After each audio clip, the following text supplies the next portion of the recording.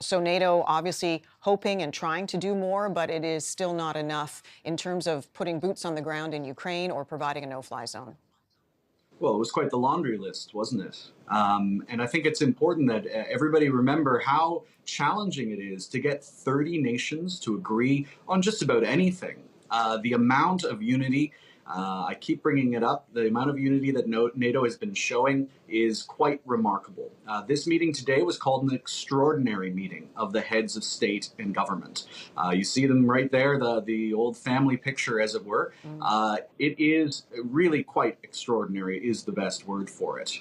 The amount that the Secretary General has been able to shepherd all of the different NATO leaders together on this is also quite something.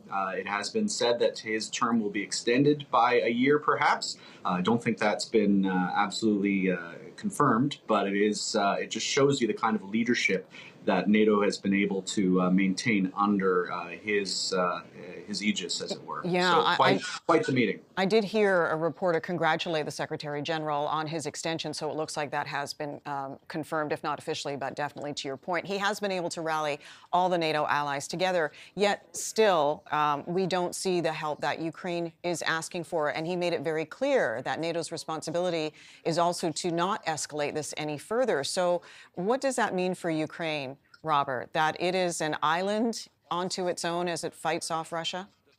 I'd hardly say that. The language, you're quite right, has not changed at all. The Secretary General has been very clear. All of the different NATO heads of state and government have been echoing the same comments. And I think that what they are trying to do is to make sure that all of the kit, the assistance, the sanctions keep ramping up from many different angles.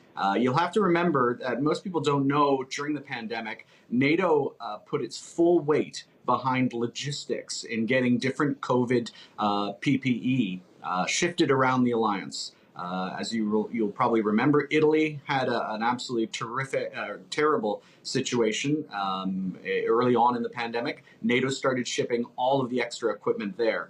Later on, Germany had trouble. Everybody started shipping things there. So logistics is something that NATO got very well practiced at in Europe during the pandemic. Well, that logistical behemoth is now being bent full forward to the Ukraine situation. So this is where all of the materiel, all of the medical, all of the non-lethal, all of the lethal equipment that is being sent there. Also today, there were more missiles that were announced that are going to be sent to Ukraine. Mm-hmm. That's what NATO is bending its single will towards right now. It is not doing nothing. It is trying to do absolutely everything it can without crossing that challenging threshold of escalation. Sure, so, and I don't mean to imply it's not doing nothing, it's not doing anything. But again, you know, Ukraine is a country of 40 plus million people.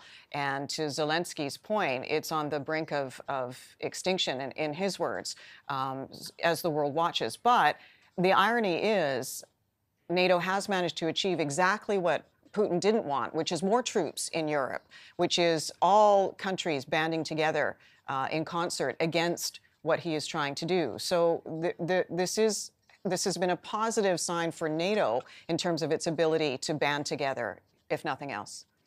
Certainly. And you have to remember, 42 million, the death and destruction is absolutely horrific, but it has to be remembered that NATO has within it 1 billion citizens altogether.